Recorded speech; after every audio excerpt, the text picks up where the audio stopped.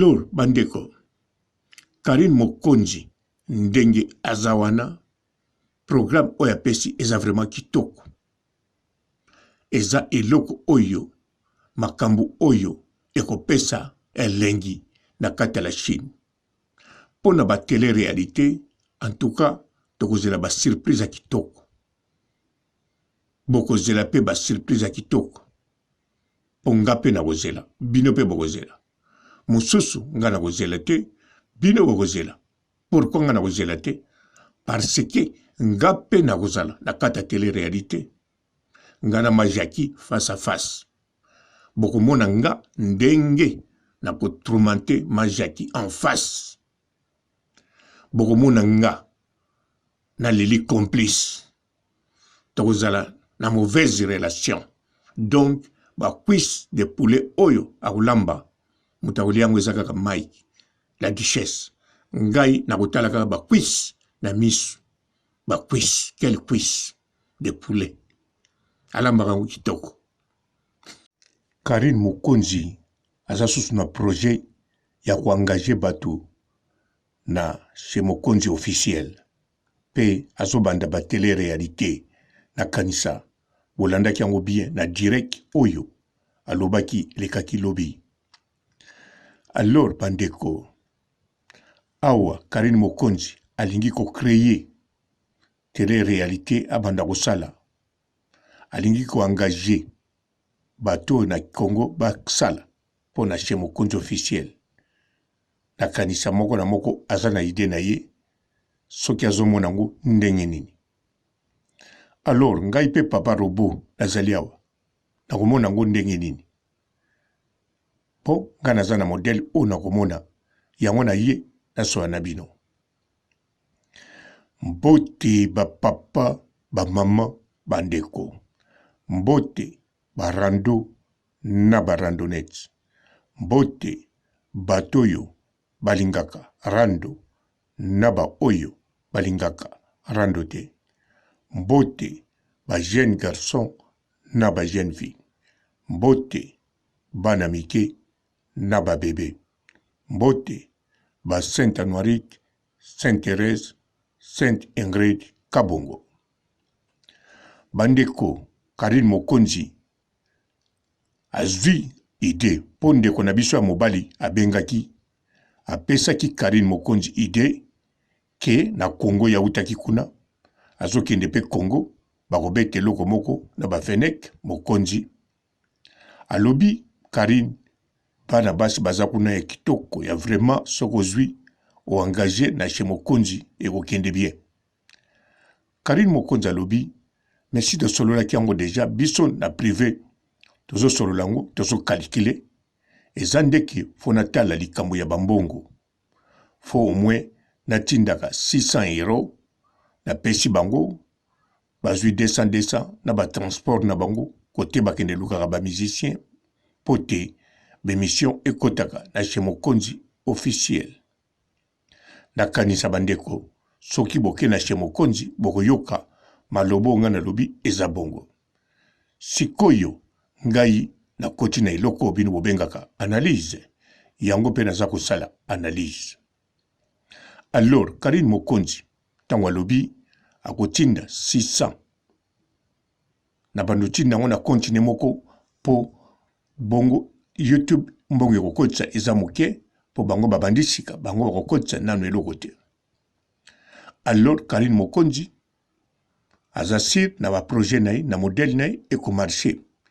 Yango wana bakozwa ba salaire ya 200 na ba transport donc nyonso ekosala ba dépense ya 6 ans ya 600. Oui, d'accord. Nazasir ekoki pe kosala mabongo. Pourquoi Karine Mokonzi a calculé bongo? A calculé makasi ya chez Mokonzi. Ndenge fonctionnaka soki ye moko azosala ba video. Elengi koloba. Tango Karine Mokonzi ye moko azosala ba video azobeta plus de 25 000 vues. Donc mbongo moko ekotaka ya kitoko ya malunga. Sikoyo soki engagé 2 personnes ba monsieur zosalama batupe bazotala nombre bongo donc akopesa bango salaire malunga.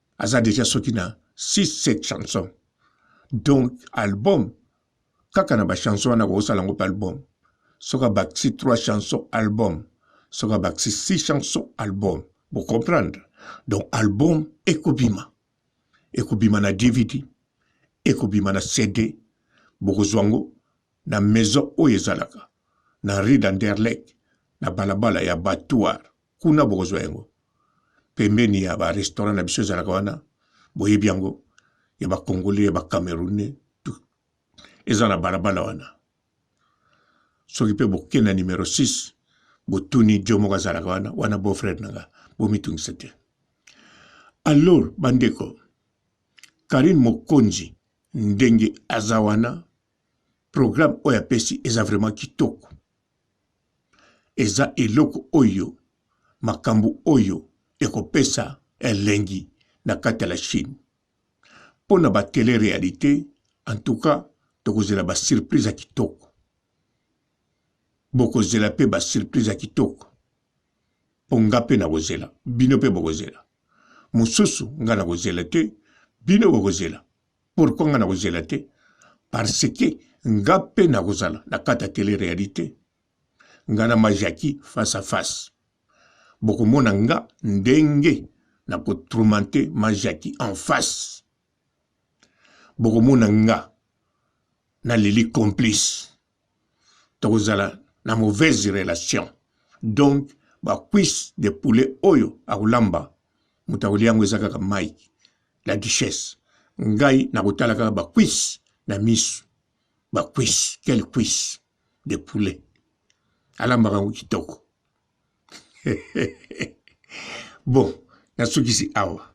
Botika la malamu et ciao.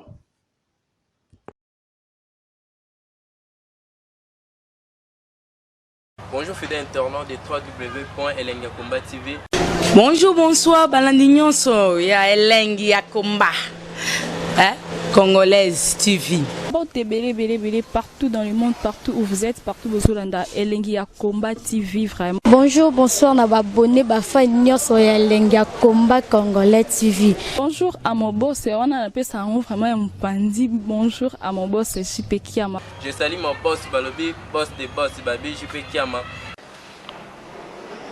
Bonjour, na Elengi Yakomba Congolais TV vraiment. Maman la zana chaîne de kitoko ya boss na JP Kiama ta ay boss des boss ya ni ya danger. Donc ba samta longola zaki. Ya boss na biso JP Kiama. Nzambe na ngai. Ba boss bazali Ba boss bazali.